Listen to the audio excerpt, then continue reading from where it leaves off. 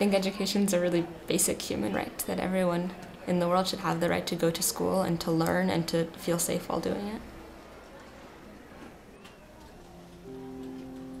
When I walk down the halls, I can tell by looking in a classroom, I can tell by the racial breakdown of that classroom what track it is.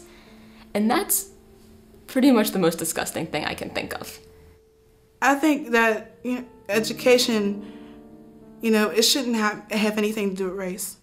Education should be about sitting a kid in the room and teaching them and making sure that they have all the things that they need to go on to a higher level of education. The whole notion of public education and opportunity for all citizens was one of the pillars of this form of government that we have. Unfortunately, the public education system in the country, and certainly in Pennsylvania, has not always proven to be the great equalizer. Most kids want to be big people in the world, but they're not going to be able to do stuff like that if they don't have the resources.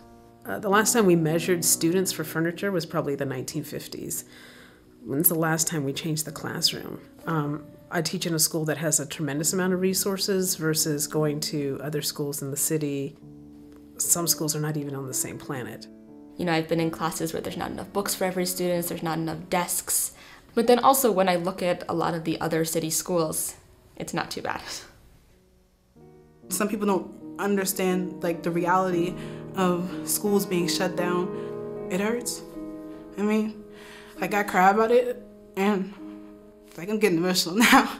But it hurts to have your school closed because it feels like people don't care about you. I visited other high schools and they've had materials and books and things that we don't have, and you feel when you go to other schools that their education's better.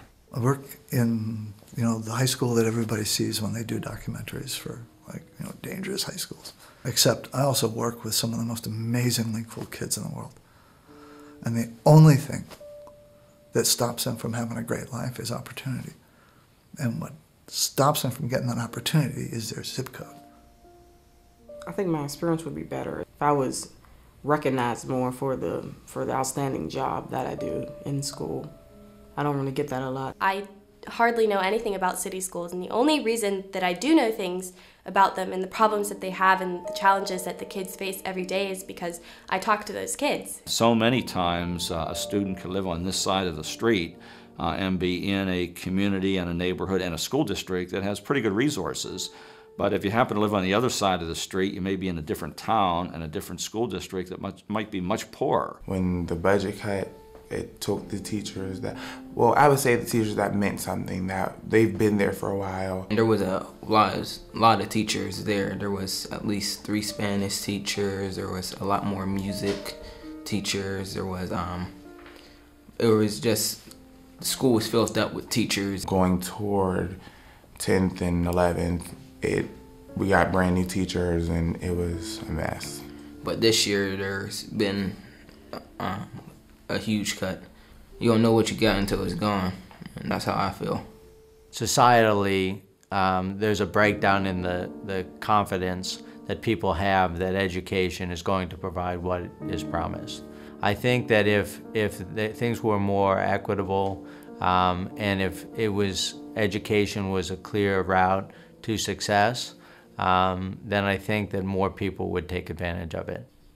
When I learned about the civil rights movement in school, and you learn about how many people fought just so different groups of people could sit in the same classroom and learn the same things in an equal setting, and then you think about today and how unequal it is, and people just, I don't think they're noticing that.